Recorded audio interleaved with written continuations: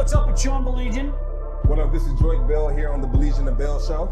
Make sure you check us out on the Woodward Sports Network.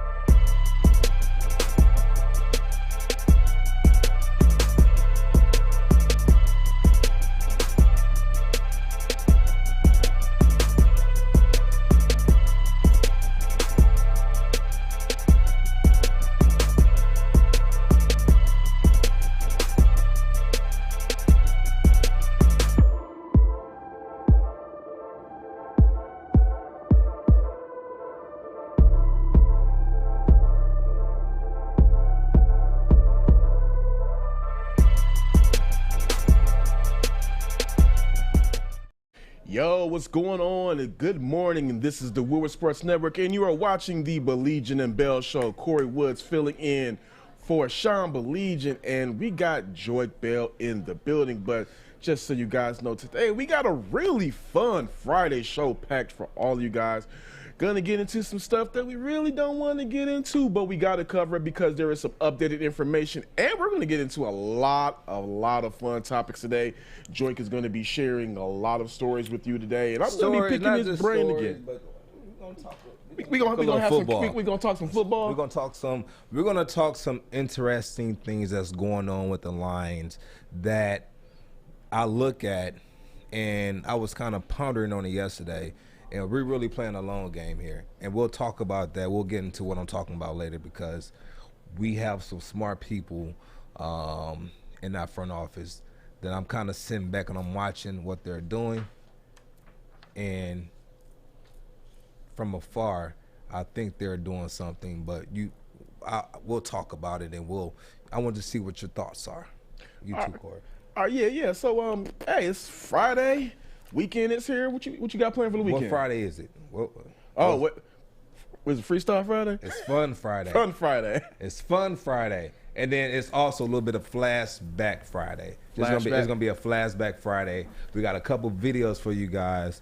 I always have this question of what people think players do before a game, and so I had a sponsorship to where.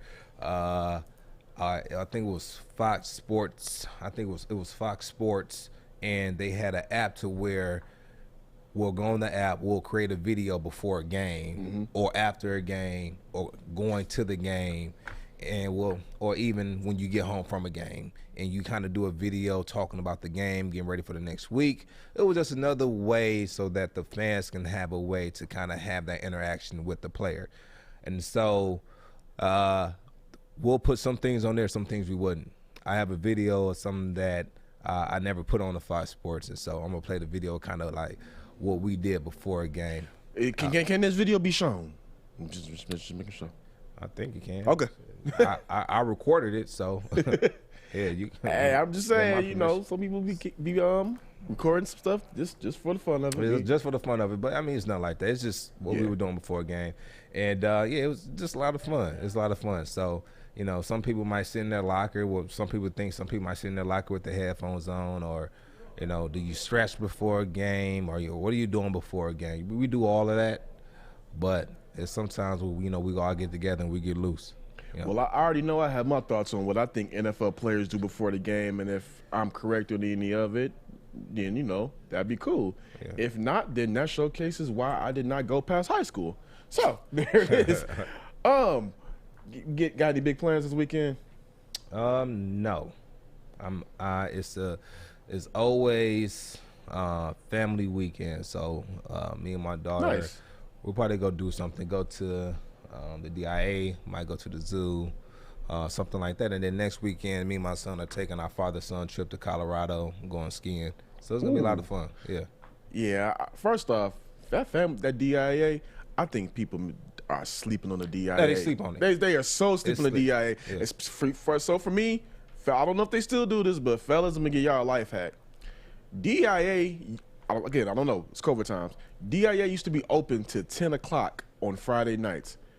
That used to be my date move.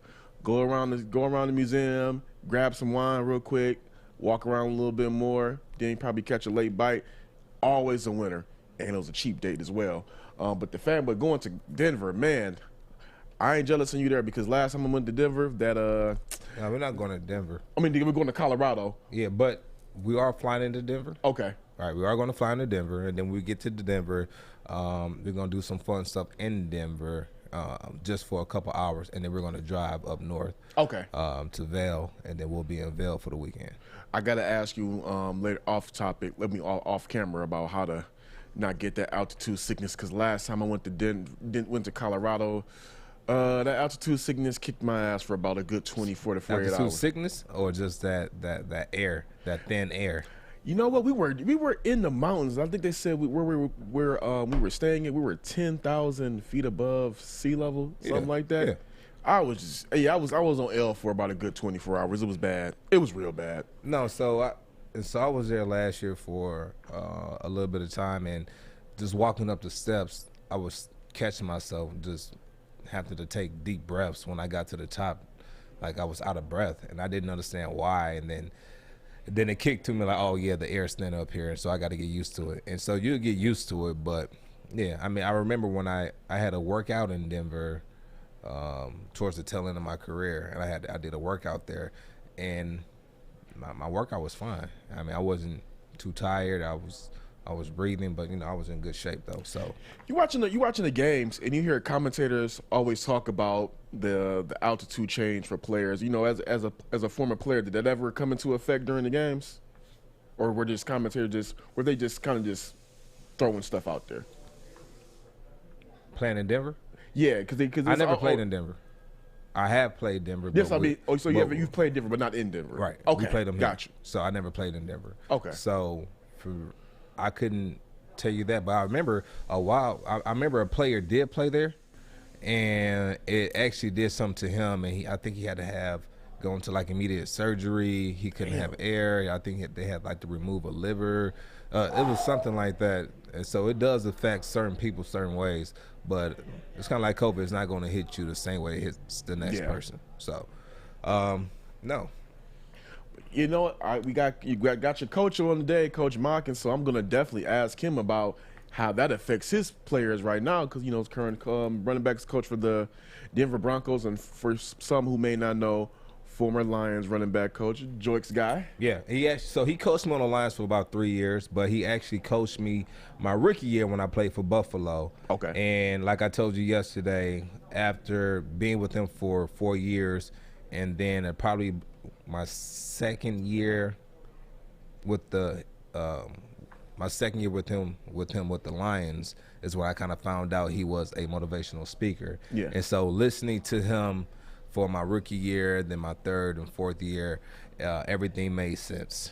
How he was able to put words together and inspire a group of men to go out there, and get their jobs done. And it wasn't a raw. It wasn't raw. It was just more so putting things into perspective. So, seems like just off of hearing you talk about Coach Modkins, and you talked about Jim Caldwell, it seems like you respond well to the mild-mannered, calm, cool, and collected coach. It's not even. I don't think it's just that. I think it's just they respect you and they treat you like men. Yeah. And that's the main thing. It takes respect to get respect, and they've been around the game long enough to know how they would want to be treated, and so they treat us the same way. They hold us to a high standard. So I respected that about them, and yeah, I mean, I'm happy to have him on the show. I want to get Coach Caldwell on the show one day.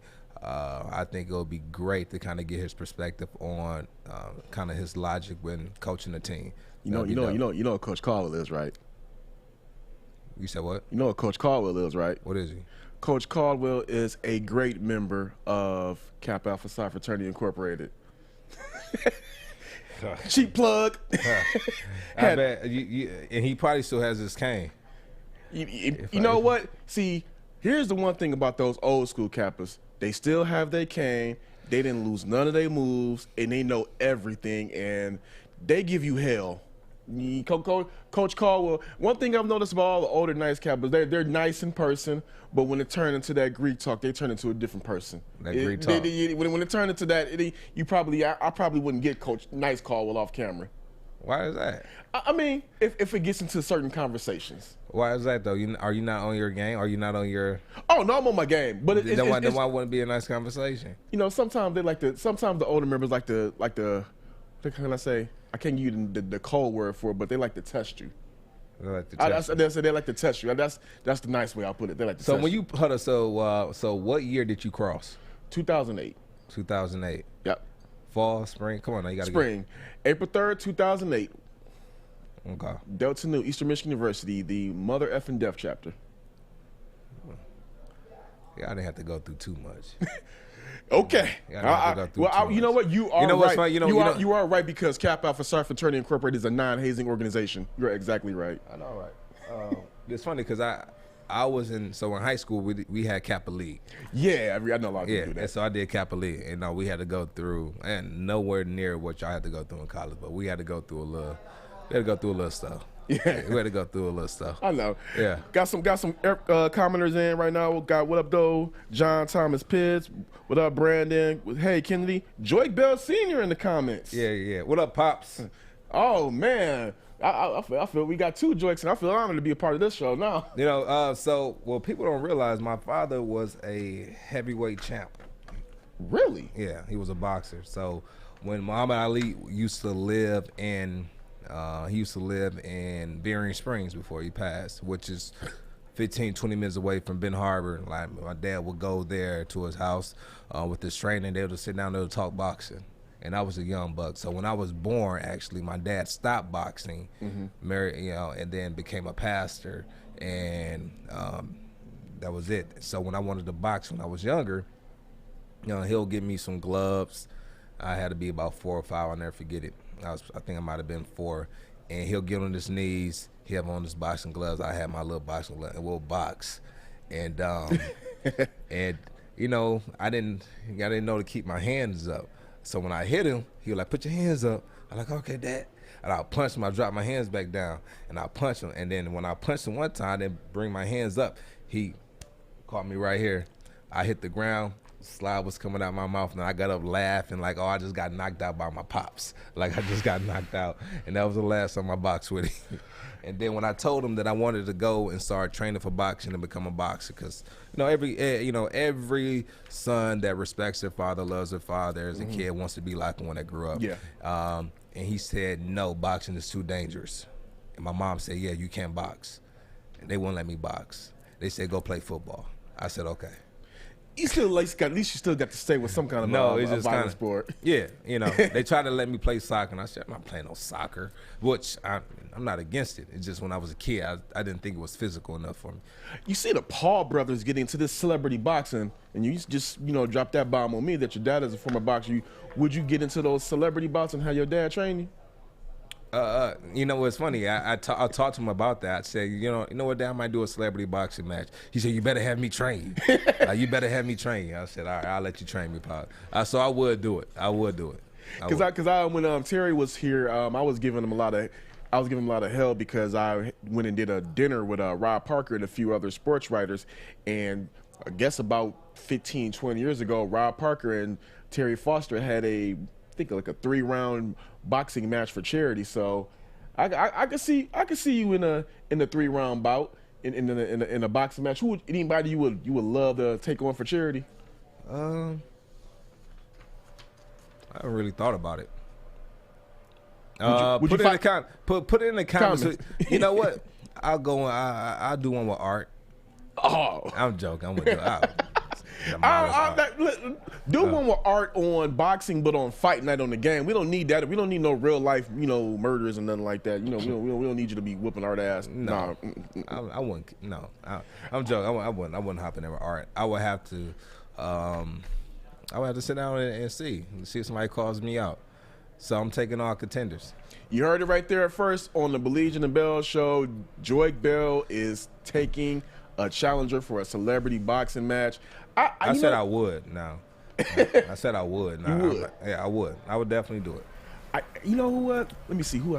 Fish has his hands up. You want to box me, Fish? I do not, but I have some contender. What if Logan or Jake Paul shouted you out and said, that guy from Detroit, that running back, he's not strong, he's not fit, he's not physically active, I would whoop his ass. What if they came out and said that? Would you fight them? Yeah, for sure. Okay. For sure. And I'll have 2 trainers. We got a guy coming on next week that I'm real good friends with. He's about to go win his next match. We're gonna bring on Tony Harrison next week. Oh, and wow! I'll get the training with my dad, and I'll also train with Tony. You know what I'm saying? So we'll have them both. You know, I talked to Tony last week. Actually, I'm lying. I talked to Tony this week. FaceTimed him, and he told me his trainer was kicking his butt. He said he didn't say butt, but he said my trainer's kicking my, and I said that's what I want to hear. Like that's what I want to hear. So I'm happy to see what he brings to the table when this fight comes up. Do you remember like the startup Soul Detroit, like in like around 2013, 14? Yeah. Is that Randy? No, Randy is also Radio. Also Radio. Yeah, Soul but Detroit. Soul Detroit was a startup that is now defunct, and how this comes full circle is Tony Harrison. He was my first athlete interview ever. All right. So he probably, I think he follows me on Twitter. Don't know if you remember me or not, but that was my first ever interview. I want to see if I can pull up that story somewhere. But he gave me so much game and knowledge that interview. I was just soaking it up. So that's real good to hear. But some more news came out about this Phillip Adams situation. Just yesterday, we didn't have a lot of facts at hand. We just knew that he had went on a killing spree. He had gunned down 5 people, including himself. But before we get into that, let's talk about that when we come back after I tell you about Northwestern Tech. Uh-oh. Have I told you about Northwestern Tech? Start a new career in an industry that is always essential. The heating and cooling industry. Learn more today by visiting northwesterntech.edu. We'll be right back. Joique Kory Woods, Baligian the Bell.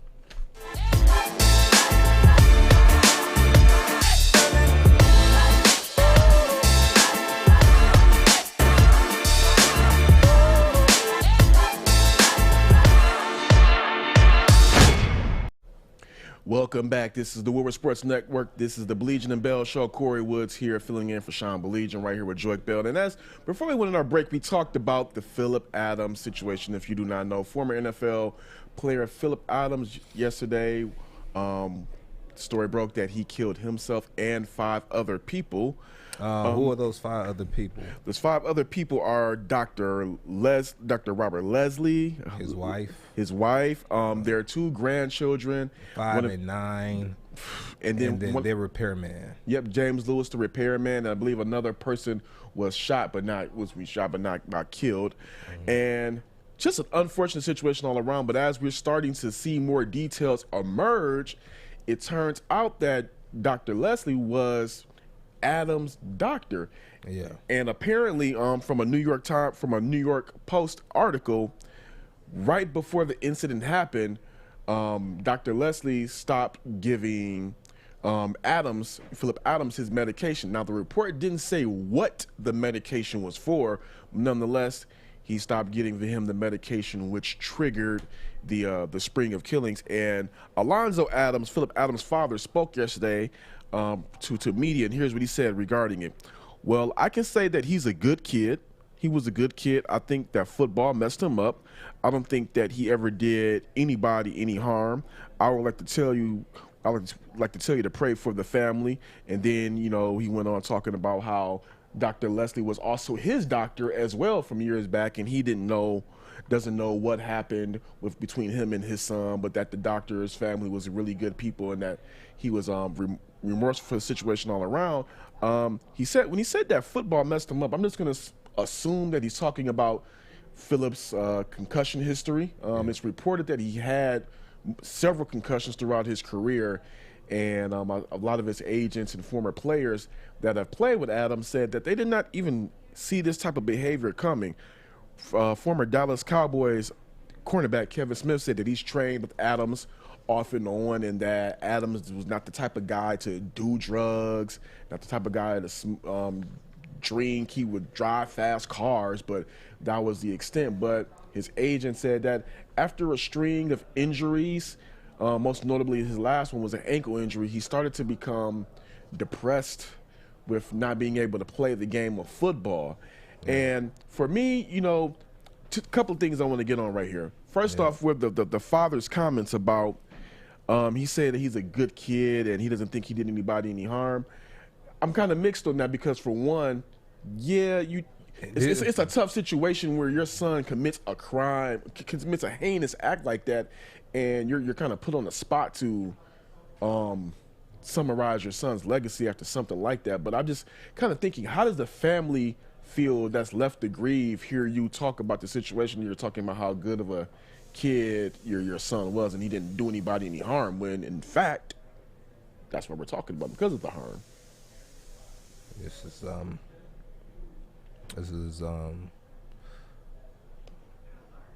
is very unfortunate. Right. This is unfortunate. I definitely empathize with the family who lost the parents and their children. I feel that if it was really a act of, I'm upset with my doctor, and it was because he wasn't giving his medication. I don't know what was going through his head to feel that it was needed to take that man's life, his wife's life, their grandchildren, the repairman, and another person was shot. I don't know the information on that person yet. And then to turn a gun on yourself, it was definitely some things that was going on in his head that needed some tending to. And so when his agent says that he broke his ankle, and I tell you that when you work your whole life to get to a certain point, your identity, that's your identity, right? And so when he lost football, when he broke his ankle and he couldn't play, he lost his identity. And so he said he becomes depressed. Who are you talking to? Are you talking to therapists? Are you going to seek help? Are you admitting yourself? There's so many things that transpires, and the thing that the NFL does do, and I would say that they do, is that they have programs, and the NFLPA does as well, and that we have programs every single off season. And it's a list of different things that you can go into or try out when the season's over with, whether it's if you want to go intern at an AD's office at Maryland like I did. If you want to go do an internship with Under Armour, you can go do an internship with Nike. You can go to a financial boot camp. You can go to a sports media boot camp, a broadcast boot camp, even a acting boot camp. You have all these different things you can do every single off season to see, what do I want to do when I'm done playing? Let me just go try it. And not only that, but they also pay for you to go back to school. You can go back to school and get your degree and see if that's something that you want to do. The thing is, you can do this every single off season, and you can do multiple things. And that way you can mark things off your list and say, you know what, I like this, or you know what, I don't like this, but at least you know. And sometimes that's why I told you the other day that I don't like when people tell you to shut up and run a ball, or shut up and dribble, shut up and throw a ball. Like I'm so against that, because that's not our identity. It's not who we are, it's what we do. And so when you're having that embedded into your head, shut up and run, shut up and cover, shut up and shoot, shut up, stuff like this can happen. Yes, go ahead. Just a really unfortunate situation all around. Just some few more notes that I just wanted to bring up, and not saying that these two are related in any way at all. Just irony. Adams played 6 games for the Patriots in 2011, and now, who played with the Patriots at the same time? Aaron Hernandez. So it's just like an unfortunate situation now that the Patriots, from that 2011 roster, they have 2 players who have murdered and committed suicide, which is just eerie to even think about, let alone just any player doing it to begin with, but having 2 separate players that played together basically do the same thing. Now the interesting part though is sometimes this happened before where other players have committed suicide. This information hasn't come out yet, or it hasn't been reported. But did he shoot himself in his chest to donate his brain to the study? Some players would do that, commit suicide, or write a letter. Like Junior Seau. Yeah, and say I want to donate my brain to the study because there's something wrong with me. Even in Hernandez, when he hung himself, and then they looked at his brain and said that's the worst case of CT they've seen in a person that young. And they say he had like the brain of like an 80-something-year-old man or something like that. It was really diminished. Yeah, and so it's things like that happens, and football plays a part in it. It really does. And the thing is, that's why the NFL got sued, because what they were saying that the NFL knew about this and they wasn't reporting it to the players. But now, when the information came out, you have a lot of players saying, you know what, this is going to be my last year playing. I don't want to be, 40-something years old or 50 and not be able to remember my kids' names. So it's a lot of things that happen, and as players, we train for this our whole lives, so we know what well, at least give us the information and let us make the decision. Right. And so now the information is out there. Are we going to continue to play? Some guys are, because some guys would rather go through this and take their chance, and hopefully they're healthy when they're done playing to kind of change the trajectory of their family's lives and to also fulfill their dreams. Now, it's the nature of the beast. It's a violent game. It's a violent game. And that's the thing that people love about it, because it's so violent. That's one thing I loved about the game. It was violent, And I used to love to train for it. And I used to love to go out there and, inflict my will on another person and not have to go see any legal have to seek any legal obligations afterwards. And so that's one thing I loved about it. And also it's a gift and a curse.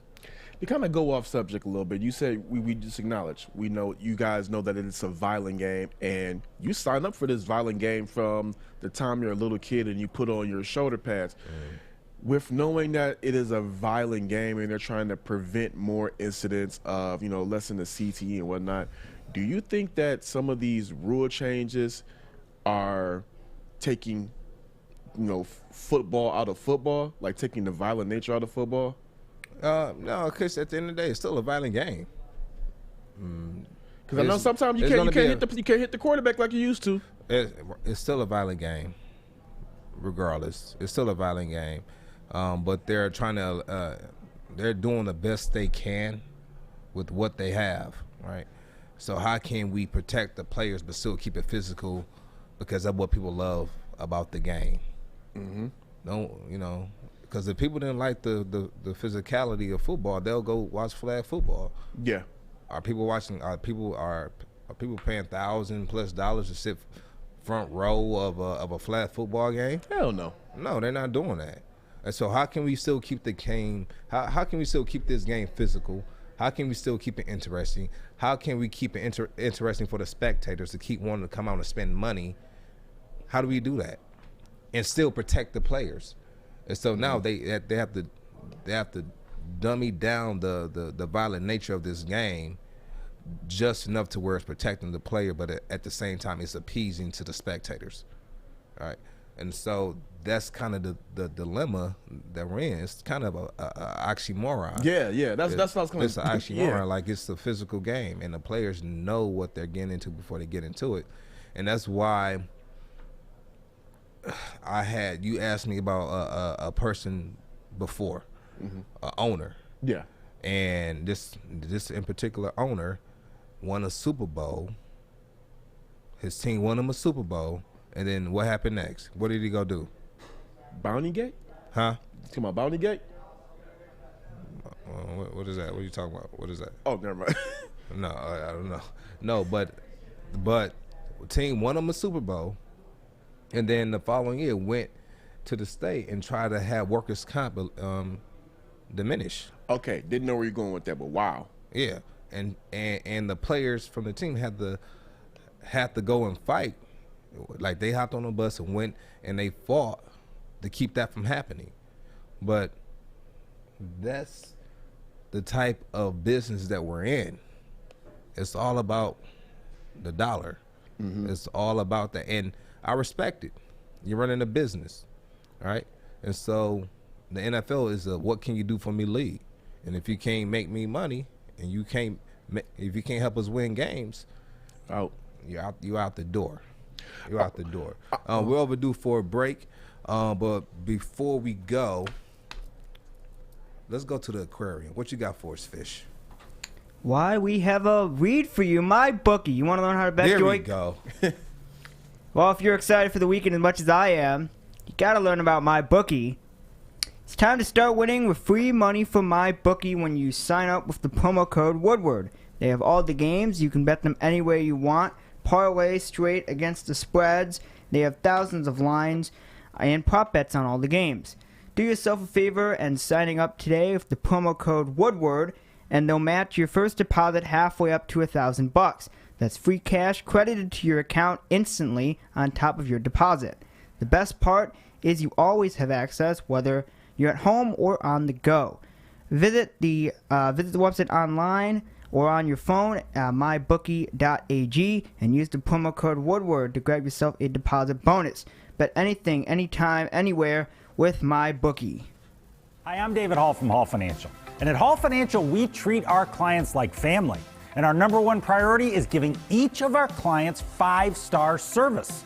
Our passion for 5-star service, combined with our expertise, allows us to find the best possible solution for refinancing your home loan. We take the time to focus on both the individual and the numbers. We're going to walk you through the process and close your loan in half the time of our competition. Go to davidhallmortgage.com today. Welcome back. This is Fun Friday at the Baligian and Bell Show. You're watching Woodward Sports Network. I'm Corey Woods here with Joique Bell. And before we went into break, I want to bring this excerpt up from a Fox News article regarding the Phillip Adams situation. If you did not, just turning into the show, we're talking about Phillip Adams, former NFL player who killed himself along with 5 other people, unfortunately, 48 hours ago. So the excerpt I'm reading is regarding his care that he didn't qualify for. Here's how it reads. Along with the ankle injury, the one that Adams apparently, suffered in his career, Adams suffered 2 concussions during his NFL career. Whether he had long-lasting effects from the injuries wasn't clear. He would not have been eligible for testing as part of a broad settlement between the league and former players over such injuries because he hadn't retired by 2014. It's unclear whether Adams took advantage of the NFL and NFL Players Association post-career programs for physical and mental care. So, Joique, what I want to ask you is, as a former NFL player, how much of this can you blame on football? Remember we talked the other day about SOL? Yep. So SOL is not what you think it is, but it's not the term. The statute of limitations. So for certain NFL benefits, you have a certain amount of time from when you're done playing to go and request for these specific benefits. And if you don't do it within that certain amount of time, you're SOL. All right, and the legal part of it is the part that a lot of players don't really know about, right? And we have to do a better job of making sure these players know about their benefits post-career. The NFLPA, they do their job of getting information to the players, but I think they can do a little bit more on making sure we're engaging with these players once they're done playing. Mm-hmm. Like once they're done playing. One thing that I was very, very adamant on when I played was whenever we had our NFLPA meetings, which might be 1 or 2 a year, during the season is that I would have notes, and I took notes, and I would stay after the meeting and grab the person that was assigned to our team from the NFLPA, and I would ask questions about benefits because I was very interested and very curious about all of our benefits once we finished playing. And so I was very adamant on learning about our health care plan. Our 401k, our pension, our annuity, our severance, everything. I wanted to know every single thing and everything that went into it. A lot of players did not do that. A lot of players just wanted to get out of the meeting so they can go home because we had a 14-hour day in this retired. But I understood like NFL is not for long, and that when I'm done playing, what else can I do to make sure my family would be taken care of in the future? And so along with different businesses that I started, I also was able to kind of learn more about how the NFL can help provide for my family once I was done playing, right? And how you talked about how he wasn't able to go and get his care, Phillip Adams, is why the NFL is being sued now, right? They're being sued because they're saying that they treat African-American players different from the white players when it comes to asking for their benefits. And even if they do ask for their benefits within that certain amount of time, it still doesn't mean that you're going to get it. Right. It still doesn't mean you're going to get it. And they saw that it was a large amount of African-American players that were being denied their benefits once post-career versus white players. And they saw that, and so they were being sued for it actually right now.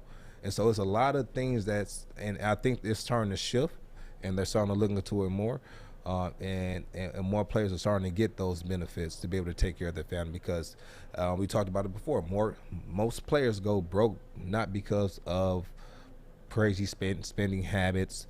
It's because of medical bills, all right? Medical bills, and then number two is family. And so it's sad to see such a man who gave his life to a game, who just wanted to live his life, just take his life along with 5 others and change the lives of not only that family but also his family. His family has to live with that too. Yeah. You know, his mother, his father, they have to live with that, knowing what their son did to this particular family. And they said, how much is it to blame on football? They blamed it on football. How much is this to blame on football? And once again, I tell you, it's not only us it's not just the shield, right, but it's also the players reaching out and staying in contact with the guys. I have a group chat where I talk to 14 guys. We stay in contact consistently. We had a Zoom call to where we'll have 80 guys on a Zoom call, and we'll do certain things every other week to where we had even E.T. Thomas on. We had E.T. on there, Eric Thomas on there weekly, and we'll have these conversations with one another. And it was good because it gave us that locker room feel, that camaraderie, and guys, just to see guys are doing good. Guys would talk about their problem, what they were going through, and we'll give advice. And we were there. It's a legit brotherhood. I'll reach out to guys to bring guys in on the call so they can be a part of it as well. And that way we can know, and these are things that we're doing, that we're taking initiative. We're no longer saying, NFL, you need to do this. We took that initiative. What are we doing? You know, as a journalist and as a fan of the game, I hate talking about these type of stories. I hate having to write these type of stories where you have to cover an athlete who has went to the deep end due to not getting the attention and care they received for their mental illness. I guess you say mental illness in this case. The thing, and I'm going to speak right now as a fan, one thing that I would personally like to see the NFL do is I would like to see the NFL get ahead of the mental illness, mental depression awareness issue. I would really like to see them get in front of that. I see them getting in front of protecting the game, protecting the players, making it more safe. But I feel that mental illness is such a stigma that is not talked about in this country. And it's affected me personally. It's affected my family, several of my friends, and people that I won't put out there.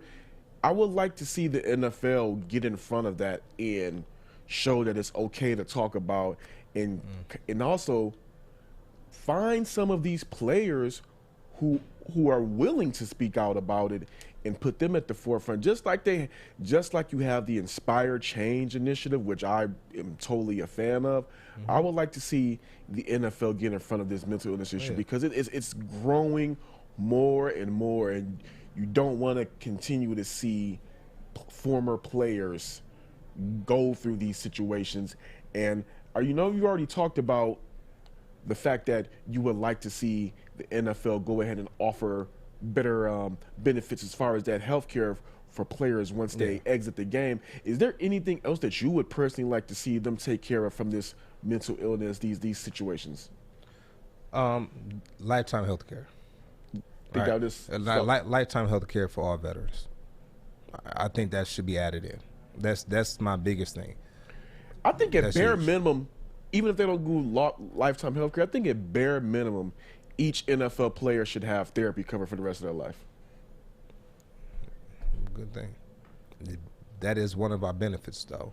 It's not for life. Okay, that's the thing. It's not for life. You have a certain number of times you can go see a therapist. We even had a team therapist when I played that I would talk to while I play and after I played. Okay. And sometimes it's just good to have a conversation. Yeah. To have that person to talk to, just to get a non-biased opinion on certain situations that might be going on in your life. Everyone needs someone to talk to. Event. You can't hold things in. You have to be able to have someone that you can go to and talk to. I've been to therapy before. Haven't been recently, but I've definitely been to therapy before, and it's just it's definitely one of those things that we definitely need it. It's one of those things that is. Jay, in the black community, it's a stigma. He just acting, growing up. He's just acting crazy. Yeah. He's all right, And so it's not. It's definitely not that. It's you. Yeah. You really do need that outlet, because when you don't have that outlet to be able to talk to somebody unbiased and get those emotions out, it becomes bottled up.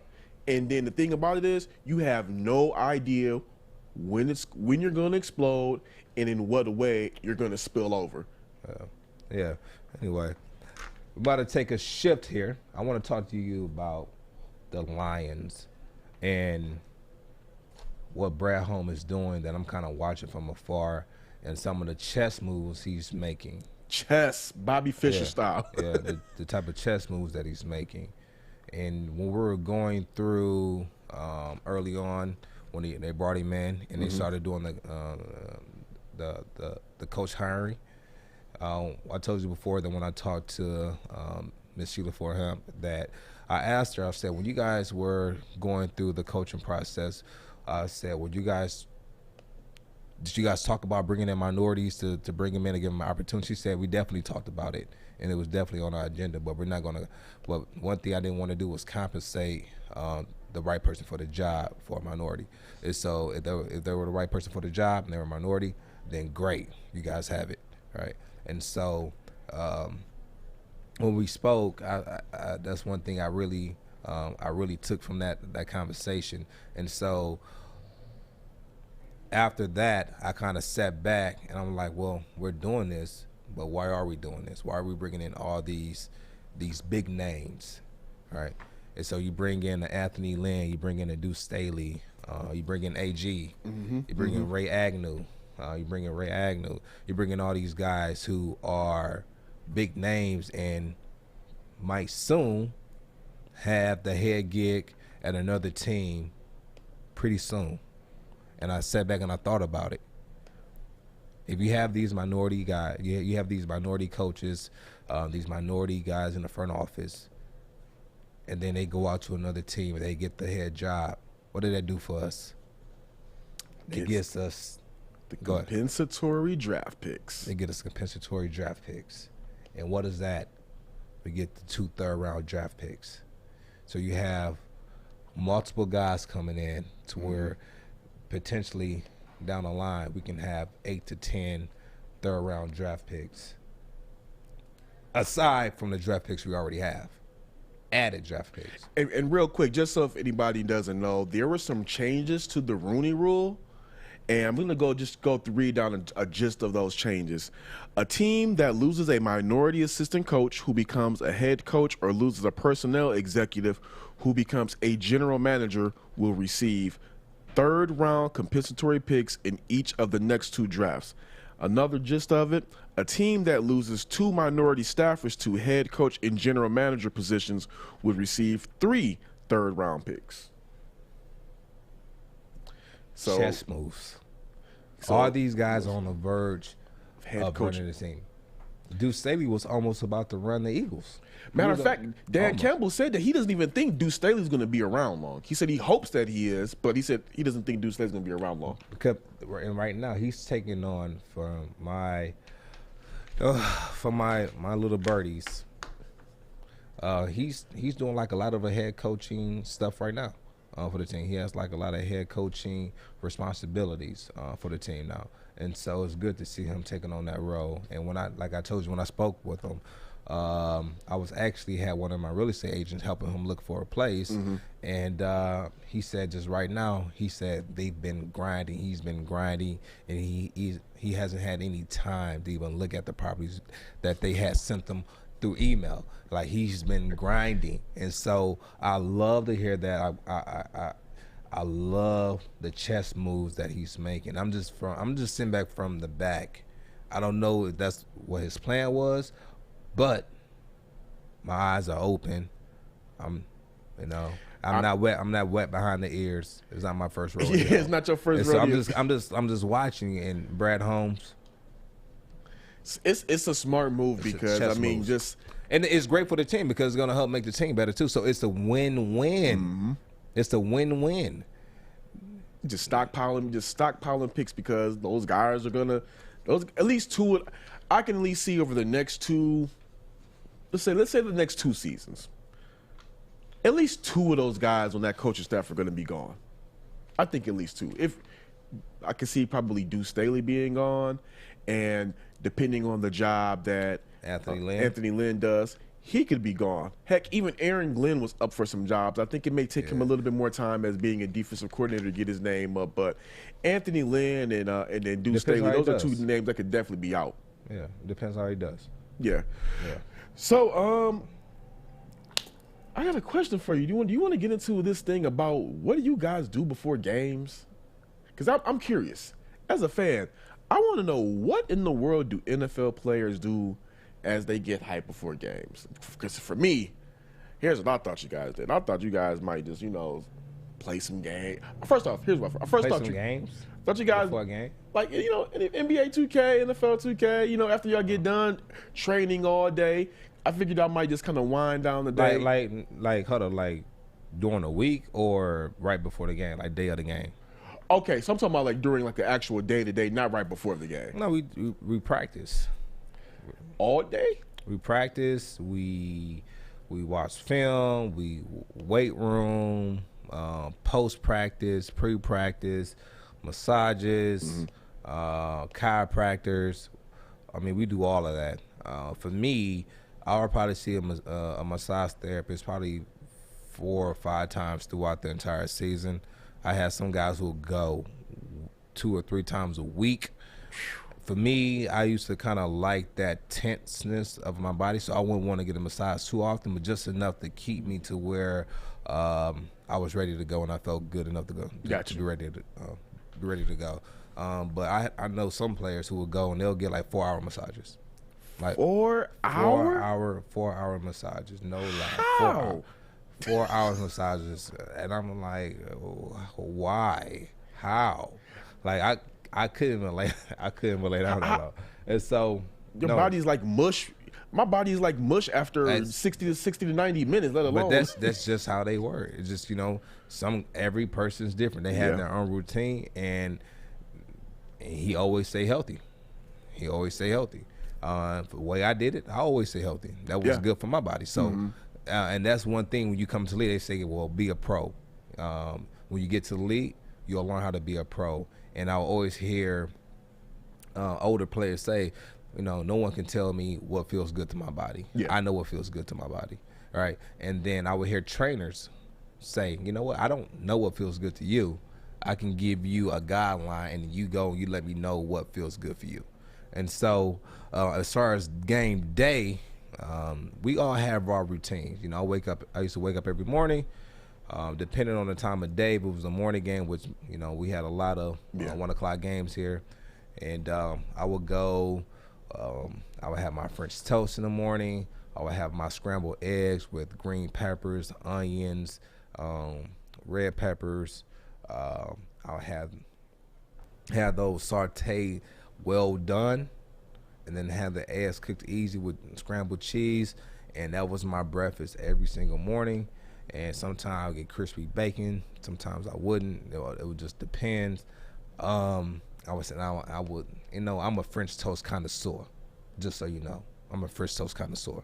Me too. So I would eat that, head to the stadium about 4 hours, get there about 4 hours early, and I would go through my routine, you know, go down. I would go through my warm-up routine, get stretched by the trainers, and then I would go back into the locker room, and we actually have a video for you guys.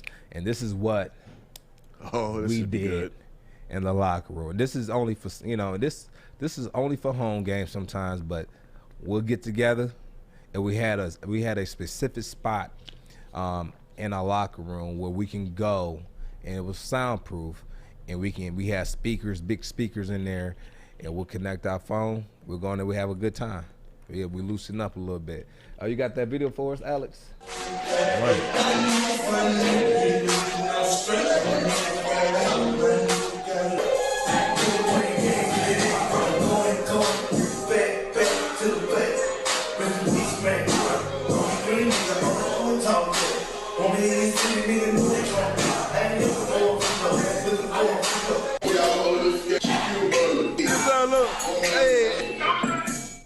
Hey, what's getting down? I might get hurt for this one. I don't care. If y'all don't see me show up on Monday, then y'all know what happened.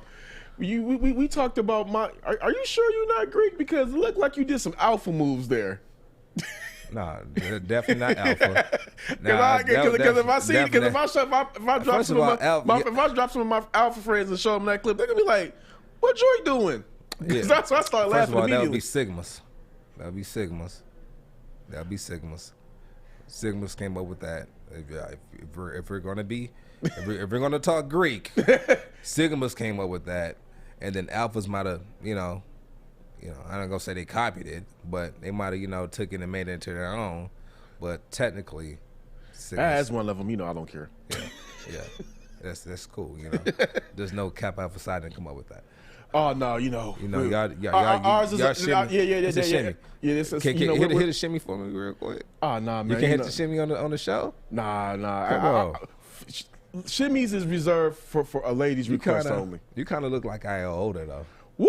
Don't disrespect me like that. Don't disrespect me like that. Those fighting words. Those, you know, my godfather, who also played in the league, he was Iota, and he had this paddle. We used to call it. He had two paddles. He had one. It was called Bootsy.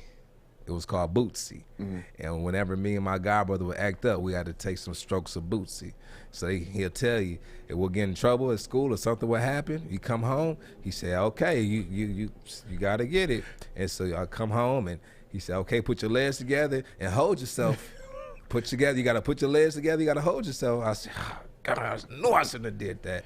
And you got to take three. He'll get, you know, he was a co-pastor too. He said, I'm going to give you one for the Son, one for the Father, and one for the Holy Spirit. And you got to take all three.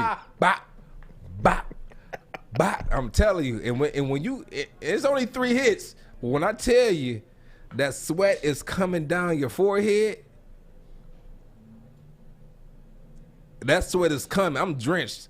3 hits. So I remember me and my god brothers, it was about 6 of us. We're like, we all gonna take a hit. We're like, we all gonna take one hit with Boosie, all right? And so we all lined up. I was the last one to go. Everybody got one. My brother got one first, and he ran around the room and hit the ground and was turned around and in a circle. I'm like, man, you tripping. It's not that bad. And the next person got one, the next person, and they got to me. I said, I'm not doing that. Y'all are crazy. You guys did it. I'm not doing it. You know. And then he had another one. It was split in half, but it was called Space Ghost. And I said, God, Dad. Maurice Burton is his name. I said, God, Dad. I said, why do they call it Space Ghost? And he took it. He said, because it go coast to coast. And if you guys know what Space Ghost is, if you guys ever seen Space Ghost, you know Space Ghost, he goes from coast to coast.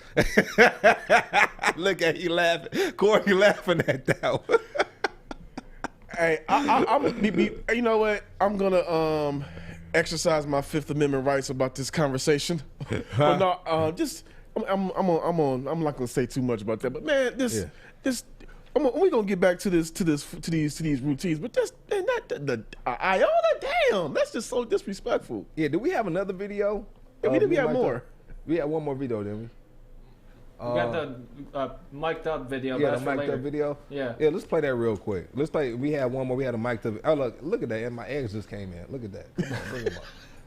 Huh. You thought it was gonna be cold out here today? Huh? You thought it was gonna be cold out here today? I know it feel good out here, don't it? I'm playing with no shirt on today. Shoulders on the toes, run the ball high and tight. You know I got that ball out there earlier. Now that's just Make sure don't get it across your chest. Just keep it locked, just like you always do. Boom, and then you'll be fine. All right. Let's go, Don. Good coaching, guys. Fake leap and high five. Fake leap and zipper. I don't care what he talking about. I'm leaping in that thing. I grew up watching this, man. I'm leaping in the crowd.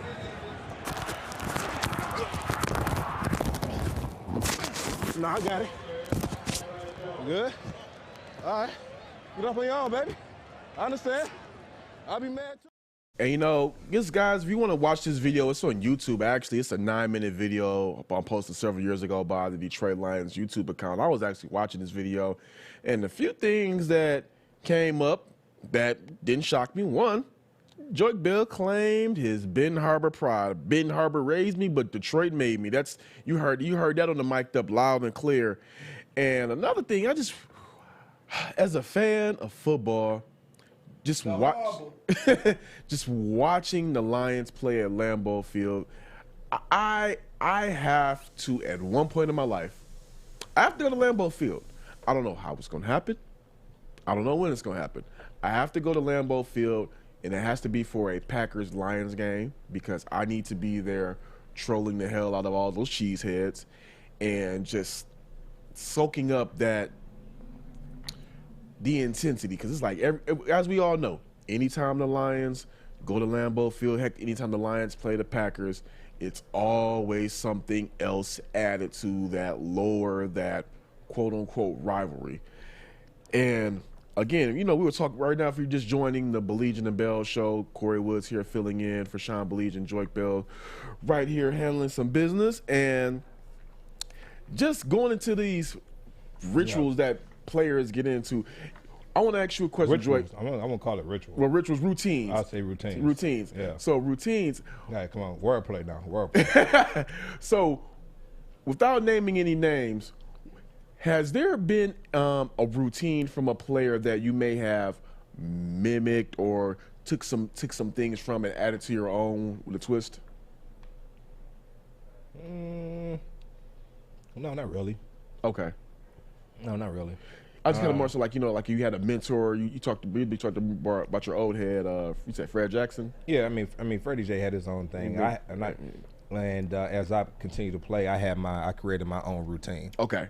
And like I said, every player will have something different that feels good for them. Mm-hmm. Like some people want 4-hour massages. Sometimes I want a 90-minute massage and only 5 a year. Some people want 2 or 3 a week. You know, so it just depends. Like that. Outside of the 4-hour massage one, is there one that you just really question, like, dude, why are you doing that? Like right before a game, like right before a game, is there something? Okay. No. Everybody has their own thing. Like I said, I don't judge no one. Okay. I would tell you some of the people who were the most consistent. Some of the people that was the most consistent were, I would say, DeAndre Levy, Man, I love Johnson, Sue. They all had like a strict routine. But before we go any farther, have I told you guys about Hall Financial? Huh? Have I told you guys about them? No, I haven't told you. Interest rates have started to fluctuate, so now it's the time to call Hall Financial. You don't know what is going to happen, so be smart and make the call while the rates are low. Okay? Because you can never save too much money. Hall Financial is fast and they do all the heavy lifting. Go to davidhallmortgage.com now to get started. Hall Financial. Lower payments, better options, and more personal attention. Hey, Joique Kory Woods, the Baligian Bell Show. Stay tuned. Hey, it's Joey from Woodward Sports, and I am here in downtown Fenton at Bridge Street Exchange. This place has so many amazing things for guys and ladies. This is the hidden spot that you got to come check out. I'm talking thorough good boots, best boots ever. They have barware. They got the Stormy Cromer hats. They got Carhartt hats, a huge Carhartt selection. They even got Snoop Dogg underwear. So go check them out, bridgestreetexchange.com, and use the code word WSN for 15% off. Welcome back. This is the Baligian and Bell Show. Kory Woods here filling in for Sean Baligian and just getting some game from the Bell of Baligian and Bell, Joique Bell right here. And we were talking about things that NFL players do before the games. If you guys didn't see it, you missed out on some good stuff. Now, question, because I got, full of questions. What is the most, you talked about what is the most successful player you've seen keep a consistent routine from from the team that you played on? What's the one routine that you've seen stick out the most? Whether it was before a game or throughout the week preparation. It's throughout the week for me. So okay, seeing a person after practice and before practice, watching them with their routine. Like I said, Levy was one, Calvin was one. One person who was very, very strict with his routine and his eating habits, all of that. Sue, the Dominican Sue. And I remember I'll go in and we'll talk. We'll talk bit like so he has this thing where he would come in and he'll hop on a bike. And it's two bikes in there, and I'll hop on a bike and we're on the bike and we'll just talk. All right, we'll just talk, and that's when we'll have our conversation. We'll talk football, we'll talk business, we'll talk different things, and that's kind of why I got a sense for his business mind, and that's why I always put him up there as one of the guys who, when he's done playing, he'll be okay. He'll be all right. It's very few that I put up there. There's very few. All right, so those are some of the guys who I would look at their routine. They're very consistent and they have successful careers. Hey, now I want to go back to that mic'd up video. Yeah. First off, if you guys didn't see it, we played a mic'd up video of Joique Bell when the Lions were playing the Packers. The actual video itself is close to 9 minutes long, yeah. And we couldn't play it for the show that long. We could, but we're not. Yeah, you were talking a lot of, I don't even want to say trash. You were throughout that whole video, you were like who your guy Coach Modkins is. You were like a motivator. You were getting everybody amped. You were in Mikel LaSure's face, getting him hyped. You were on the sidelines, making sure the guys were in the game. Your linemen were in the game. Yeah, actually, I think that might have been the last game of the season. And for some reason, I felt like they will always do this. They will always put our last game against the Packers at the Packers outside. Like, I felt like they would do that on purpose. Yeah, I felt like they would do that on purpose. I'm like, it's cool. How would you feel when you seen that? When you kept seeing that, like, again? So because that mic'd up was my second year with the Lions. Okay. I got there the previous year, the last game of the season, which was also at Green Bay. So I wasn't playing that game, so I was just standing on the sideline.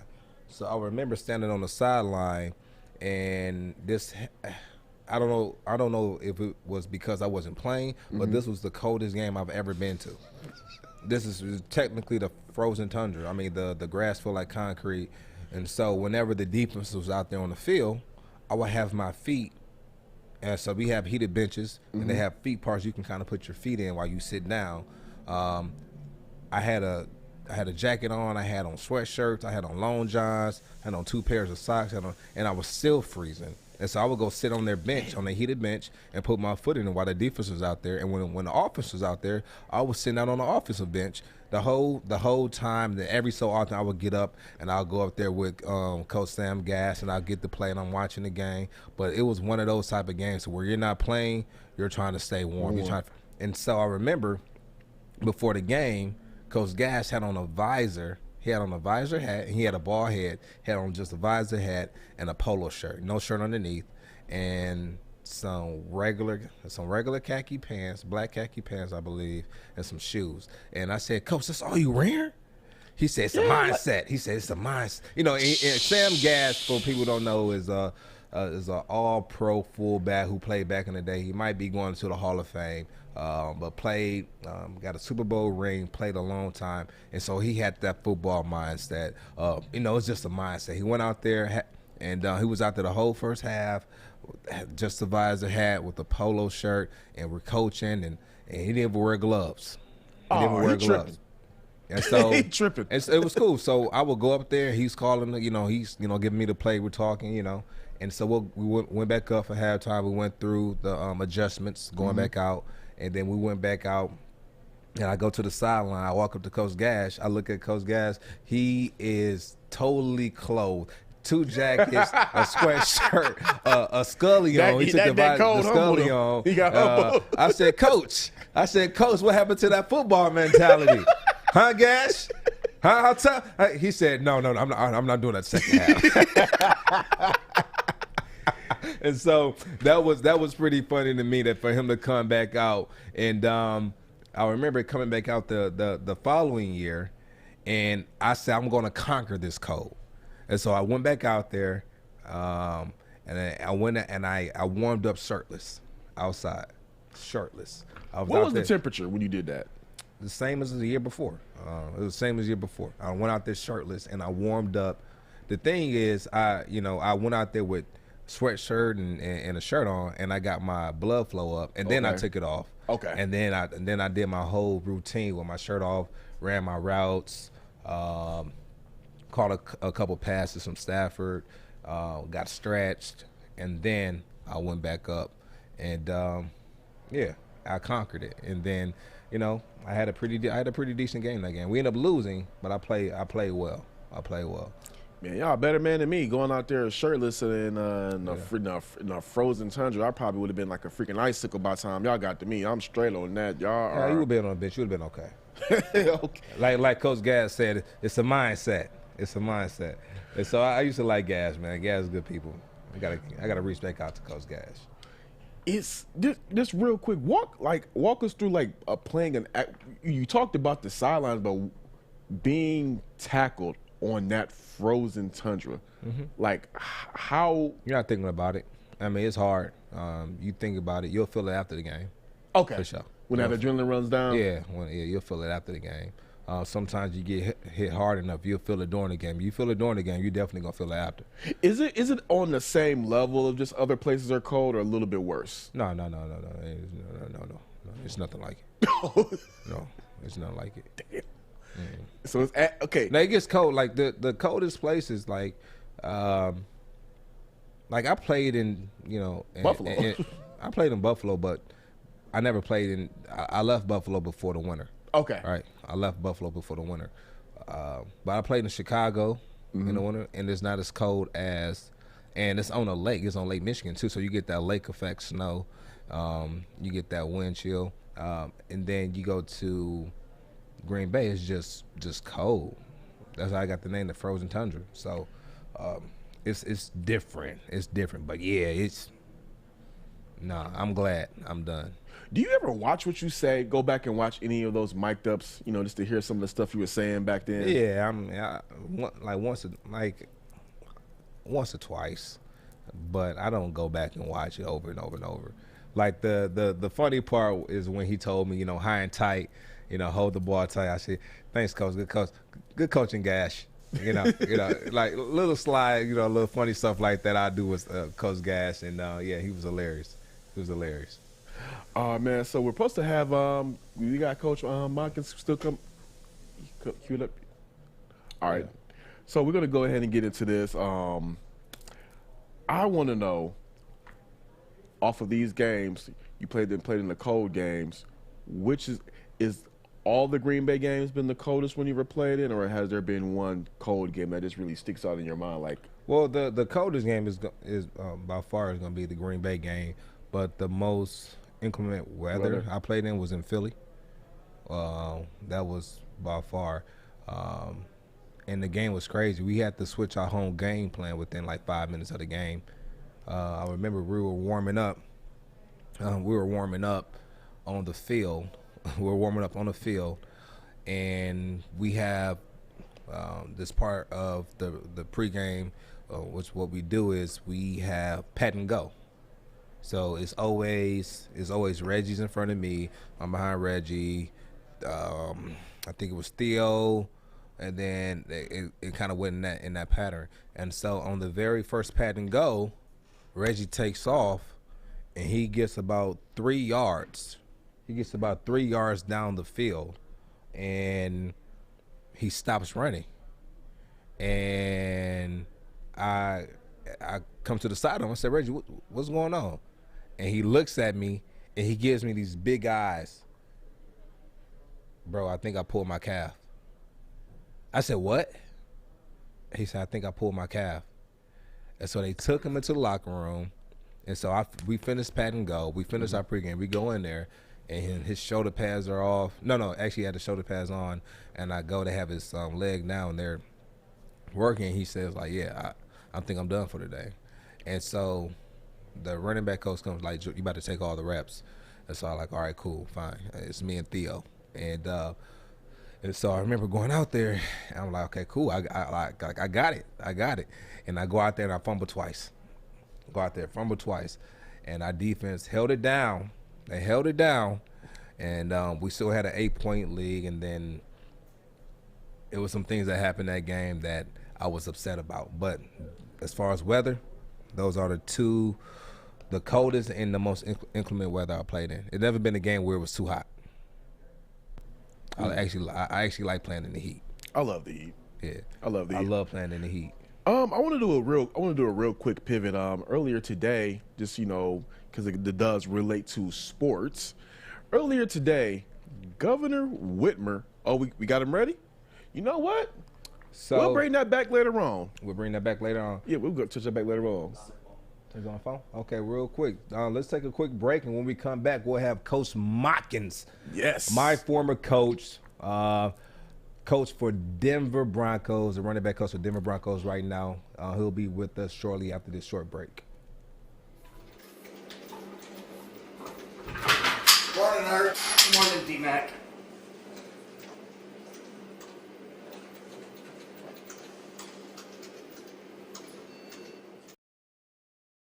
Welcome back. This is the Baligian and Bell Show. Corey Woods filling in for Sean Baligian, Joique Bell here, and we got a very, very special guest. He's near and dear to Joique, and he's familiar with the city of Detroit. He was one of the former running backs coach for the Detroit Lions, and right now he is currently the running backs coach for the Denver Broncos. We have Coach Modkins on the phone. How you doing? I'm great. How you guys doing? What's up, Joique? Hey, what's up, Coach, man? How's life? Life is good, man. I'm doing much better than I deserve to be. Good. It's funny. I talked with your daughter, and she said, you know what? She said, Coach Mike, he lost 35, 40 pounds. He's down now. I said, no way.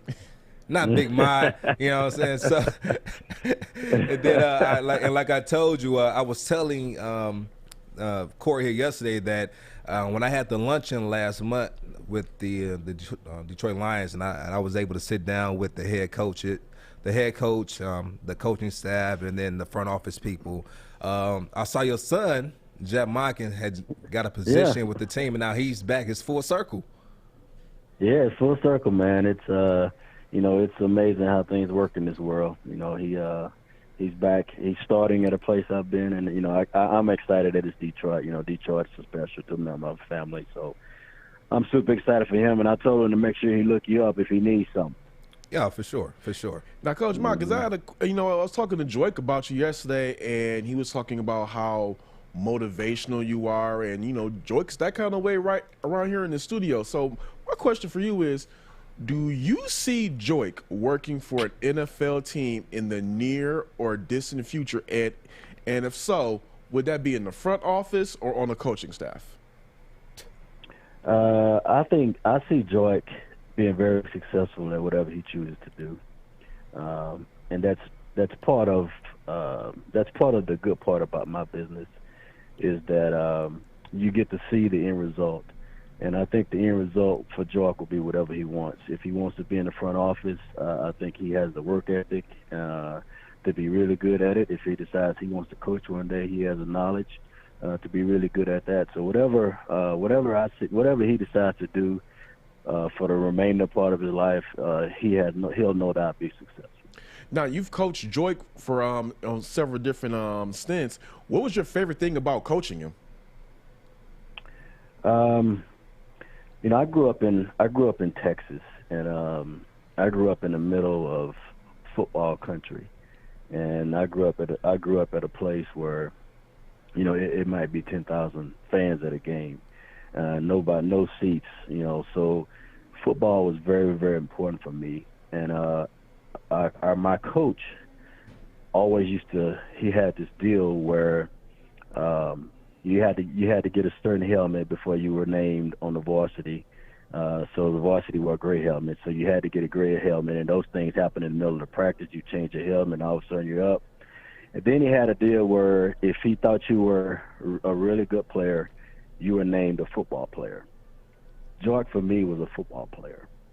I could tell you 1,000 good things he did, but to sum it up, he's a football player. And that's what I want. I don't really care about how fast the guy is or what he weighs or what school he comes from. I look for football players, and he's a football player.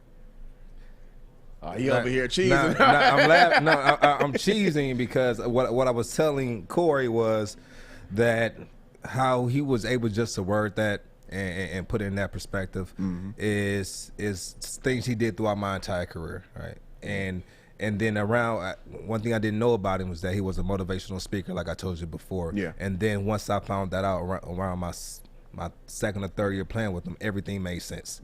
How he can word everything and put it together. Coach, you've coached a lot of great running backs: Marshawn Lynch, Fred Jackson, Reggie Bush, a lot of tandems.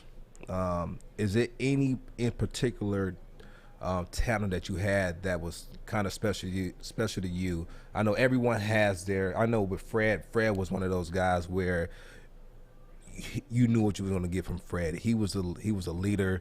He was great in the locker room. He taught me a lot about the game. He took CJ under his wing. He was one of the guys who could, I'm not going to say control, but he was one of the guys who can, kind of help out with Marshawn. You know what I'm saying? So, right. And so was there any particular team that you had or coached on where you said, you know what, I'm going to always remember this group? Yeah, no doubt.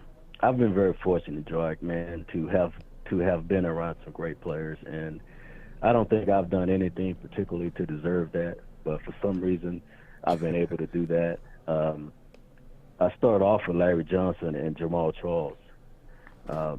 They were good, man. I had Fred, CJ, and Marshawn at the same time. I had Tariq Cohen and Jordan Howard and me and Joique and you and you. So I've had some really good combinations of players, man. And I've always tried to seek out diversity at the position, guys that complement each other. But the most rewarding, probably, and I'm not saying this because I'm on your show, but you guys did something that's never been done in the history of the league. What you and Reggie did, where each one of you had 500 and 500 apiece, at least 500 rushing, 500 receiving. And that had never been done in the history of the league. Yeah. Wow. So despite everything else that went on, that was a special accomplishment, and it was you guys who did it. Yeah, and I remember you coming back to the locker room, going into the next season, and actually I think it was at the end of the season, you had got offered a job at the Titans, and you came in the room. Mm-hmm. You told us, you said you came in the room, I'll never forget it. You said, you know what, guys, you know, I just got offered a job in Tennessee. I turned it down. And basically you was telling us that you turned it down because you wanted to stay there and coach us. And that was special. That was special to me. And so that's one thing I always remember. You come in the room and talking. And I honestly, Coach, I played for you for 4 out of my 7 years in the league. I couldn't ask for a better coach. Well, I appreciate that, man. Yeah. And that's what makes my job worthwhile. So, Coach, I've always said, don't coach for the income, coach for the outcome. And this is what I mean by that. So, Coach Modkins, I want to ask you, during these COVID times, things have just changed drastically, and I know they've changed for you as far as being able to scout and coach players. Before COVID hit, as compared to now, what has changed as far as your preparation to scouting talent? Not a whole lot's changed in that respect for us. Every organization is a little bit different, Corey. We don't do a whole lot here, whether there was COVID or not. We don't get on the road a lot as coaches. So we don't go to a lot of pro days in general. We can if we want to, but in general, we don't go to a lot of pro days. And, conversely, the Cincinnati Bengals, they go to pro days. They're always at pro days. So our deal is a little bit different anyway. We can choose to go to some if we want. And I went to a couple this year. And, last year I didn't go to any pro days. And the last year we didn't have COVID. I didn't go to any pro days. So that part hadn't changed. I'm not big, man, on all the other stuff that happens outside of what I see on the film. Like, I don't, the combine's great, but I don't really get into it. Okay, I don't really care how far you jump. What I see on tape is what I'm going to make my evaluation off of. So that hasn't changed. Coach, now real quick, you know the saying that we had when we played the Eye in the Sky Don't Lie. So yeah, I'm a firm believer in film, just like you are. Mm-hmm. I'm not big on the combine. I'm not big on the pro days either, right? Do you think that plays a major part in guys like, I'll say a guy like me getting looked over or losing value because he doesn't have that 4.40 at the combine? Does that play a role for you, or can you see a guy on film, you see him track a guy down on the film, and then he runs a 40, you be like, oh, that's not what I saw on film? Yeah, it does, man. It's a combination of a bunch of things. This is a business that's surrounded by numbers. It's a bunch of money involved in it. It's a bunch of people, that have a bunch of stats. There's a bunch of lots of numbers involved in this business. But it's a people business, and because it's a people business, it's not an exact science. So there are inherent biases that someone may have in the initial process of, hey, I got this kid at Wayne State, and all it takes is one scout to say to the other scout, I don't know if he can play at this level. And then that thought permeates because they talk to their buddy, and then all of a sudden you don't get the kind of look you need to you deserve to get, because there is a bias that if you play at Wayne State, you're not as good as a guy who plays at Ohio State. So that's where it starts. And then all that stuff, who gets invited to the combine, that stuff stems from there. Whereas you have to trust, as a coach, you have to trust what your eyes see, and you have to have conviction in that. Joique, I had a guy here in 2018. I was here, my first year here was 2018. Right. We drafted a third round running back from Oregon. We drafted a 7th round running back from Arkansas. And we signed as a free agent a kid from Colorado named Philip Lindsay. Well, Philip comes in, and he ends up making a Pro Bowl as a rookie, the first ever in the history to do it for an undrafted rookie. But during the course of that training camp, I had to go to the head coach, who in turn has to go to the GM, because I had to say, hey, listen, I know you guys drafted these 2 guys, but this is the guy that's the best player. This is the guy I'm going to play. So it's a myriad of things, man, that happen. You have to trust what you see, and what you see is on tape. The other stuff don't really matter. That's true. That's true. So, Coach Modkins, you said you went to a couple of pro days so far this year. When you're going to those pro days, you said there's certain things that you don't care about. What intangibles are you looking for out of an athlete when you're at these pro days? I look for stuff like, how is he reacting? Is he talking to his quarterback and they're throwing routes? How does he react if you drop a pass? He's doing some drills consecutively. When he gets tired, what does he do? When he makes a mistake and the coach corrects us and tells him to do the drill this way, what's the look on his face?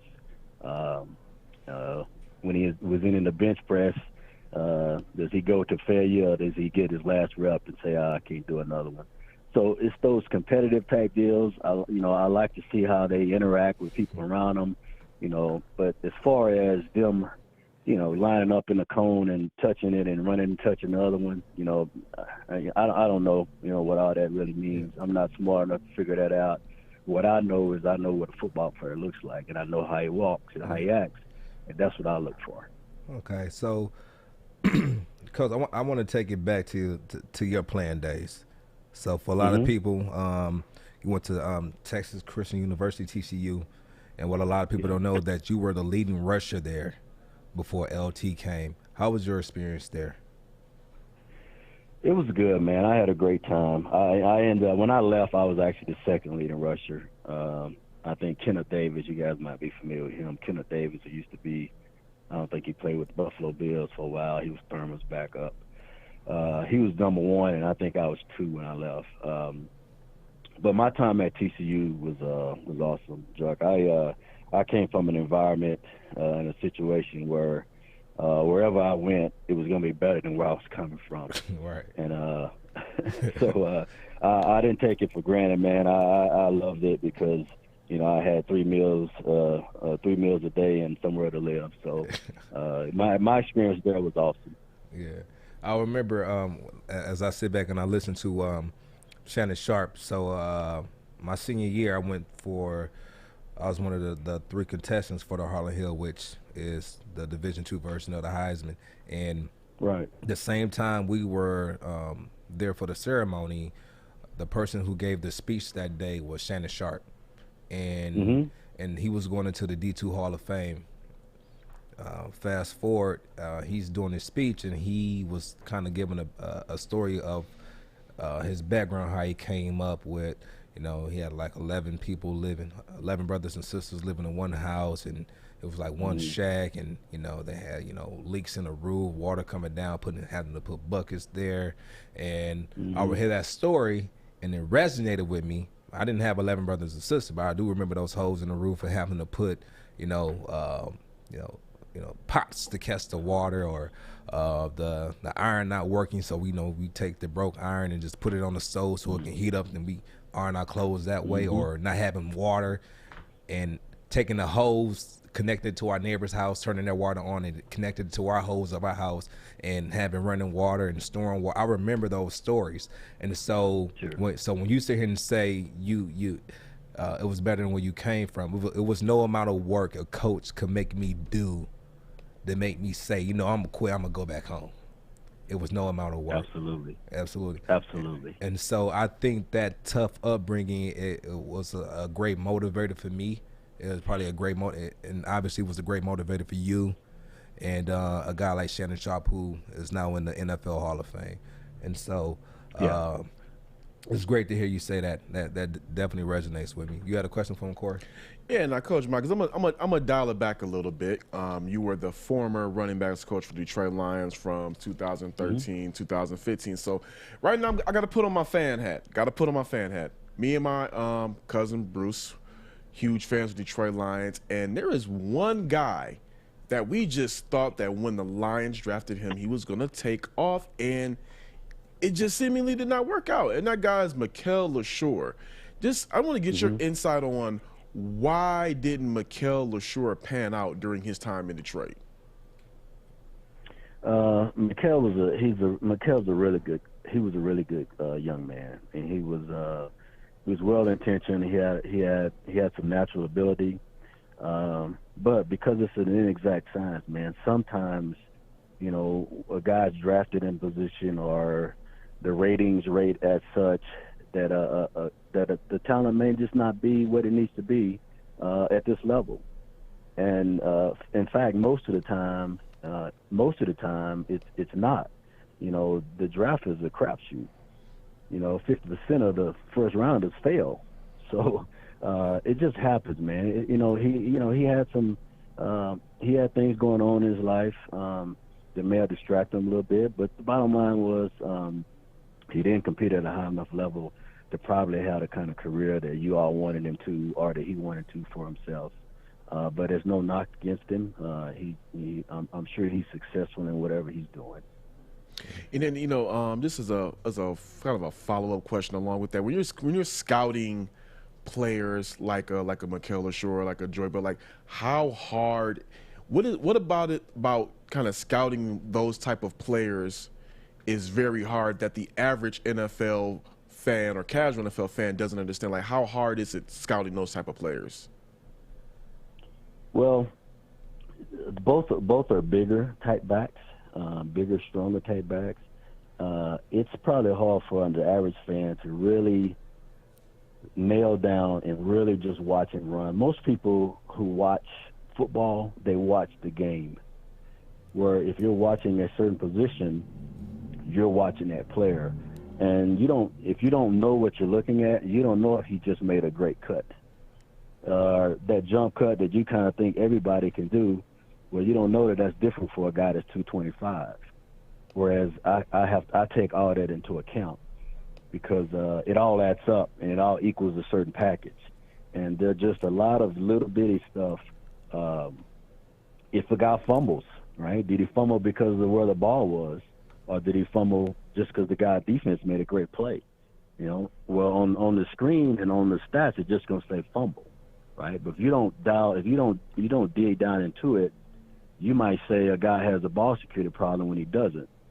The freaking guy hit his helmet right on the ball and it came out, right? So there are a bunch of little things, man, that you have to take into account when you're evaluating runners. Yeah, Coach.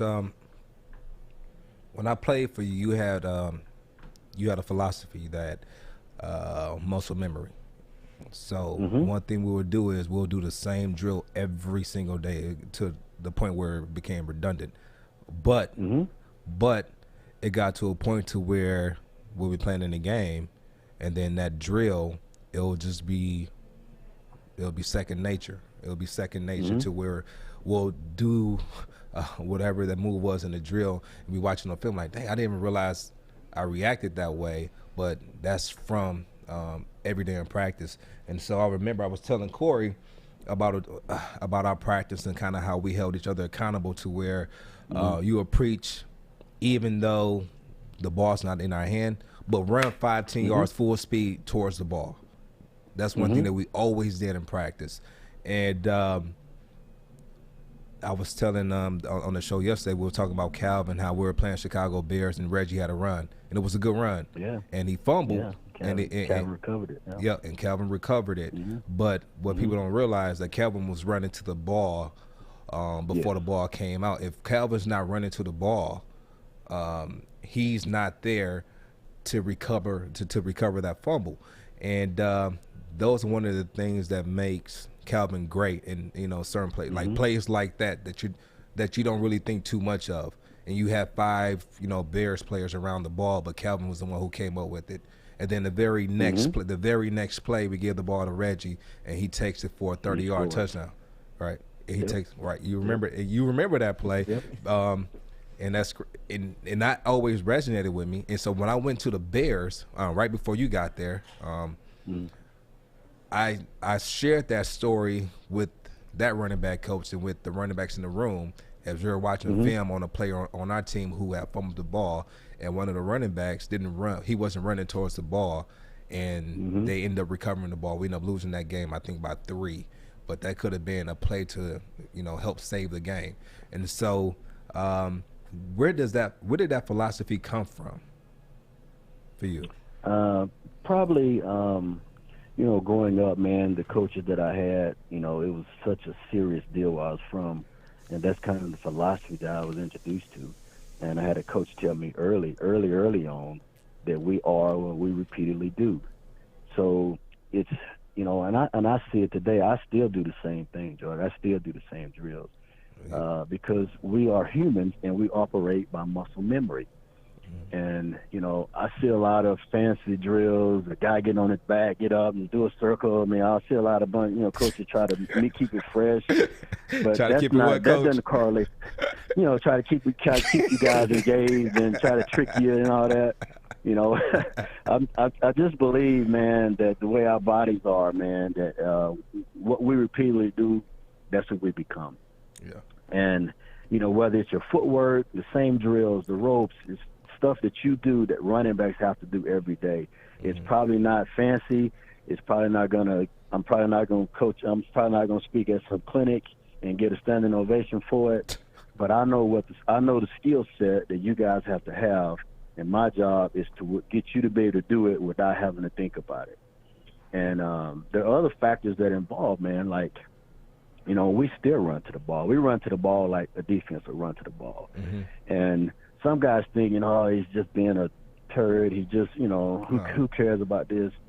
But one is, I'm conditioning you so that when it happens in the game, you can be the one to go get the fumble.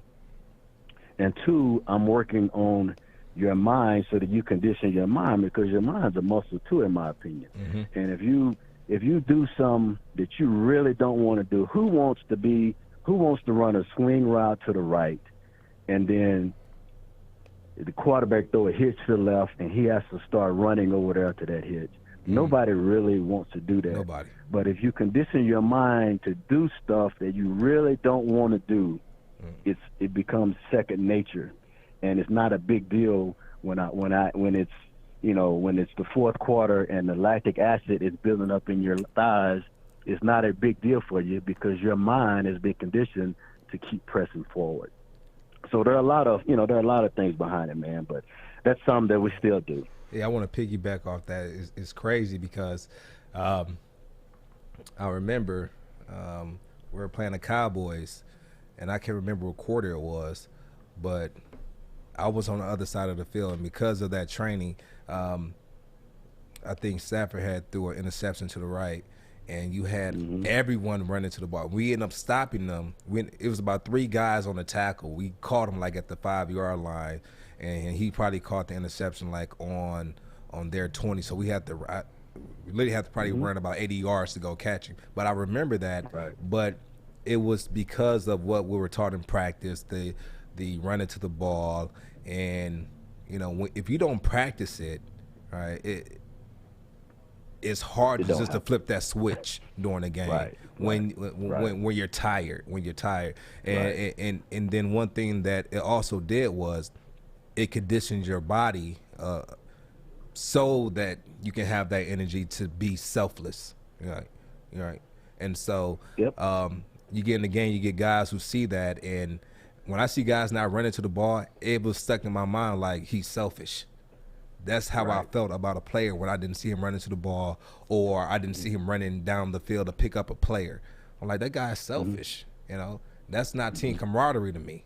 And so it was just something that was instilled in me when I was in Detroit, and you was a major part of that. And I remember you will always have philosophies for us, and which I loved as well. You always said that you're going to go through life. I don't know if you remember telling us this. You said you're always going to go through life. You're going to hear a lot of quotes from different men, and it's going to be up to you as a man to decipher which one of these quotes you're going to take with you throughout your life. Do you remember telling us that before? Sure. Yeah. You can get a lot of opinions, good and bad about you.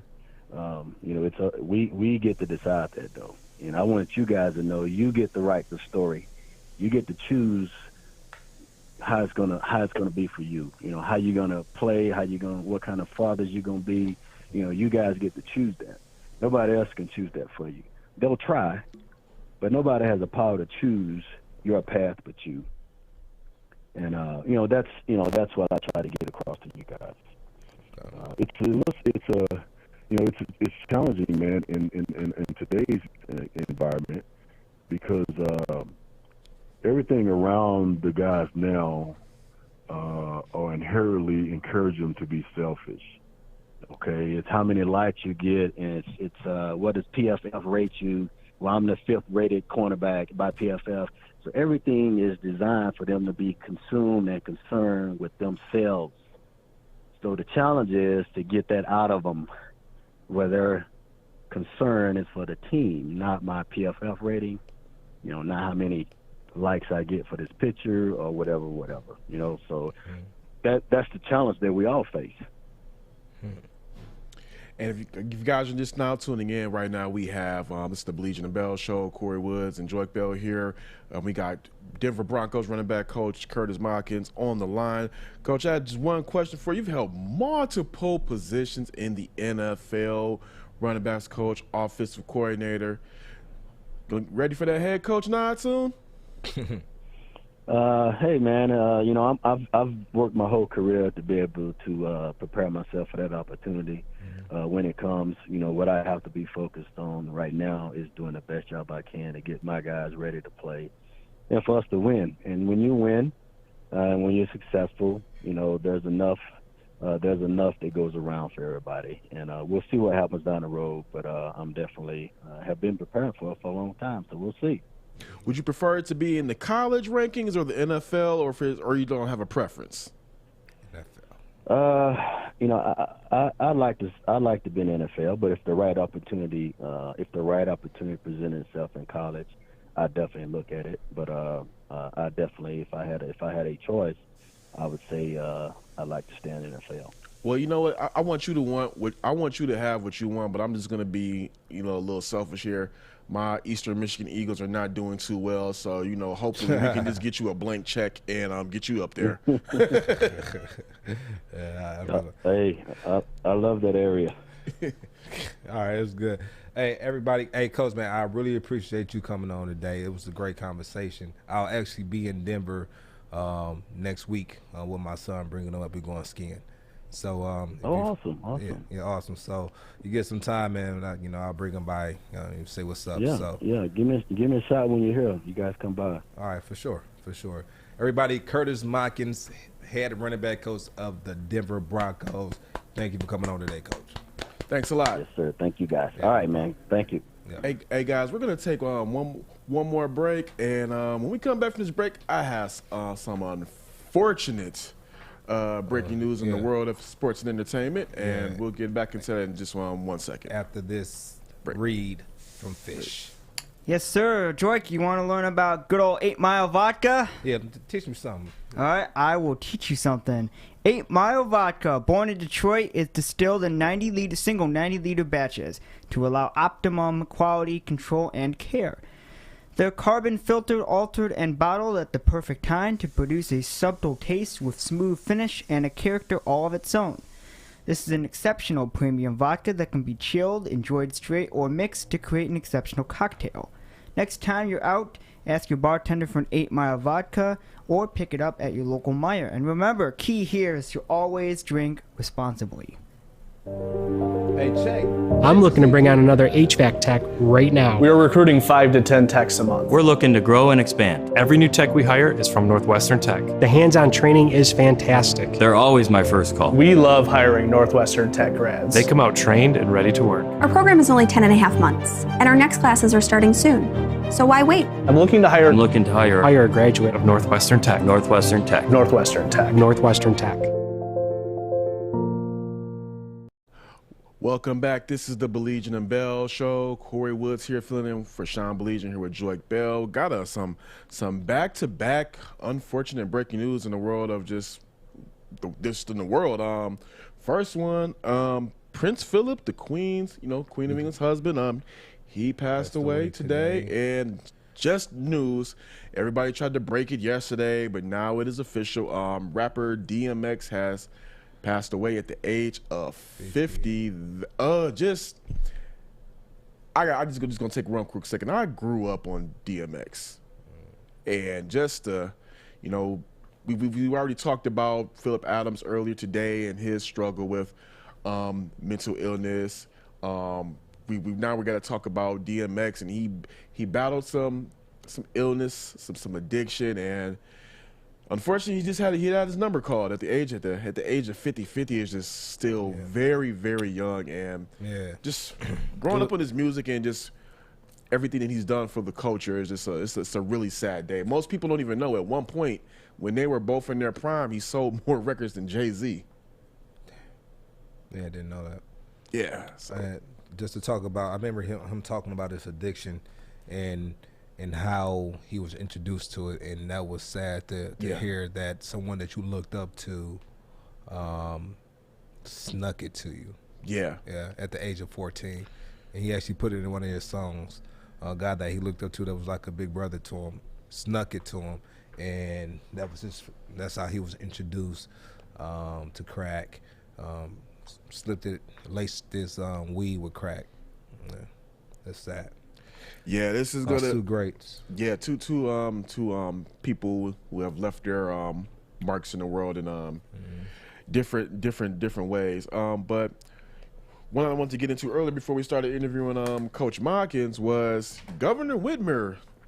She has not changed anything going on regarding COVID-19 regulations, but she made a request, and she's asking that in-person sports classes and gatherings, that she's asking the people to do their part and suspend them themselves for the next 2 weeks so that the COVID-19 spread can be dialed back down some, because Michigan is currently the rate that we're one of the worst in the country, if not the worst. Yeah, that is true, but I think that we're doing our part as far as you have people going out getting their vaccines.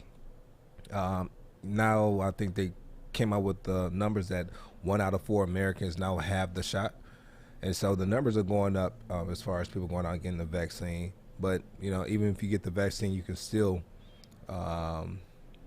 carry the disease. I just think it won't be as harsh. So there's a lot of questions that I have. It's a lot of questions that people have. So only time heals all. So we'll see what happens in the future. I was trying to keep this a little bit to myself, but I guess it's really no secret. I went ahead and actually got the vaccine. The vaccine. For me, how do you feel? I'm not gonna lie. First couple of days, the arm was a bit sore, and then after that, I guess you could say like the day after, 2-3 days after, I'm not gonna lie, I felt lethargic, like really out of it. I was up here struggling because it does take its toll on you. I know it affects people differently. Some people said they were vomiting, had real bad cases of nausea. For me, it just made me really fatigued, but I just kept hydrating, made sure I rested, and now I'm up and I'm ready to go. The main reason I took it was not because I feared the illness. I do take it seriously, but what we do here at Woodward Sports, we gotta, as the world starts to open back up, some of these sporting events and some of these companies are going to start allowing more reporters to come in.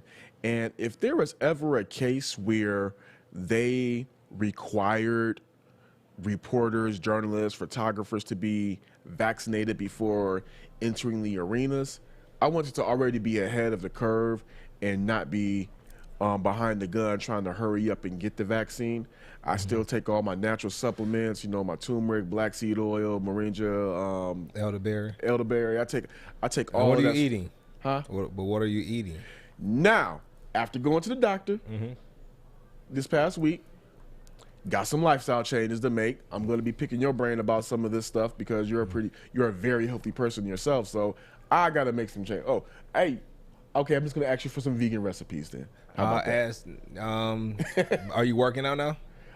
Starting to work out, yes. I started back working out this week. You started back working out this week? Yes. Okay. That's going to be a major part. Yeah. But at the same time, you can't outwork your eating habits, so definitely in the kitchen. All right. I think we have one more break, though, before the show. We have one more break, but we're not going to do it right now. But one thing I want to talk about that you mentioned to me is, as players, what do we do on our off time? Mm-hmm. And so I want to ask you, what do you think we do? What do you think as NFL, define NBA, off time?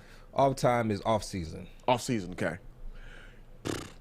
Y'all have such a short off season to me, just in my opinion. So I tell you this. So I depending on if you go to the playoffs or not, will determine how long your off season is. So if you don't make the playoffs, you have like January, February to yourself. March, you'll start. Well, January you're gonna be just letting your body heal, rest. February, you're going to be doing the same thing, but you're going to start doing some active things, whether it's going swimming, doing some pull workouts, and then March is when you really start picking up your training, and then you report back in April. So about what I think you guys do during that time off season? I just gave you a little bit of what we do. But for me, I was thinking like, man, as soon as y'all get in the off season, I'm thinking y'all traveling. Like y'all are wherever y'all normally live, you're not there. You're taking your family. You're going on on a family trip. Or if you don't have your family, you're just going around and hitting all the islands and just living it up, unwinding, relaxing. As Marshawn Lynch said, getting your mentals right. That's what I would be thinking. Just getting that rest and relaxation that you don't really get to have during the season. So, I want to give you what we really do. Okay. When we come back, Joique Bell, Kory Woods, Baligian the Bell.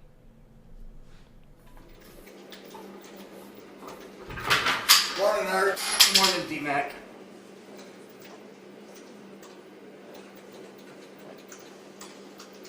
Hi, I'm David Hall from Hall Financial. And at Hall Financial, we treat our clients like family. And our number one priority is giving each of our clients 5-star service. Our passion for 5-star service, combined with our expertise, allows us to find the best possible solution for refinancing your home loan. We take the time to focus on both the individual and the numbers. We're going to walk you through the process and close your loan in half the time of our competition. Go to davidhallmortgage.com today. What up, though? Welcome back to the Baligian and Bell Show. Before we went on break, we had a conversation just about what NFL players do in their offseason, just what players do in general. It could be any sport, but it's funny because when I talk to different players when the season's over with, they all have different plans, right? Now, for me, when the season's over with, I'm spending more time with my family. I'm not really going to go on too many trips right off the bat because it's wintertime anyway. All right, and so I usually save my trips for the summer. So what I do is I'll stay back, I'll relax with my fam. February comes around, I actually stay in Michigan year round. And so actually I have places in other places as well, but for the most part, I'm usually here in Michigan because most of my businesses are here. So I'm here through January. February, like I said, I'm starting to train a little bit more. I'm running on grass. I'm doing a little bit more stretching, yoga, things like that, things that's going to help my body recover. I'm not doing anything too stressful. March comes around. I might leave to go train somewhere else for a little bit for that month of March.